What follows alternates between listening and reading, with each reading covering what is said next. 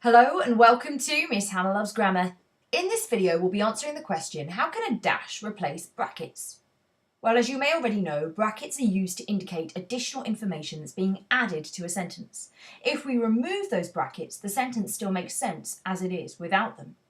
Though a pair of dashes can replace a pair of brackets when heightening the drama of what was being shared in the brackets. So it's quite a precise function. For example, I love running even when it rains, as it makes me feel fit. Now what I've got in the brackets, even when it rains, is showing how committed I am, perhaps, to running. But when I change the brackets to dashes, it seems a little bit more dramatic. I love running even when it rains, as it makes me feel fit. Now that's the basic principle, though it's not always appropriate for that additional information in brackets to seem dramatic, especially if it isn't dramatic information.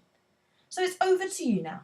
For each of these three sentences, I want you to consider if using dashes, whether it's a singular dash or two dashes, is appropriate for each sentence. Hit pause if you need thinking time. So, how did you get on? Like any promoted film, especially in the action genre, the best bits are often in the trailer. Now, this might not seem dramatic, but I can imagine it being shared in quite a dramatic fashion. Hence why using dashes between where the brackets would have been, before, especially, and after genre, makes it seem appropriate, especially if you're trying to give quite an argumentative, provocative idea in your writing. Now it's interesting with the next example, skiing sounds fun if you enjoy dangerous sports. A dash could be appropriate here, but it's only one dash because, as you can see, the sentence ends with a close of brackets in the original sentence. So you don't need to put two dashes because that would be very unclear for the reader as to why you have another dash when there's nothing linking that dash to anything else in the rest of the sentence. So when we are ending with the original sentence in brackets, we never use two dashes. We just use one to bind the first part of the sentence before the brackets with what followed in brackets before. Now finally, asking a question like, do you believe in reality this issue matters?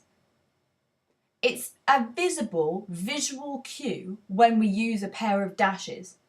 By putting in reality in dashes, we are adding and heightening the importance of whether in reality that issue does matter.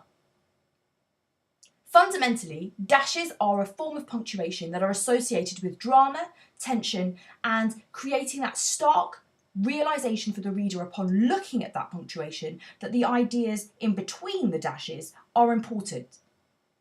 They shouldn't be overused, but in each of these sentences it is appropriate to use a dash because we're heightening the importance of the words that were in brackets, and we're also adding more credence to how important those words might be.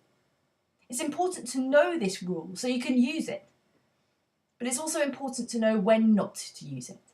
So brackets of information where it's like a plural or s added to a word because you're saying the number of day, bracket days, that's not helpful to have a dash with it.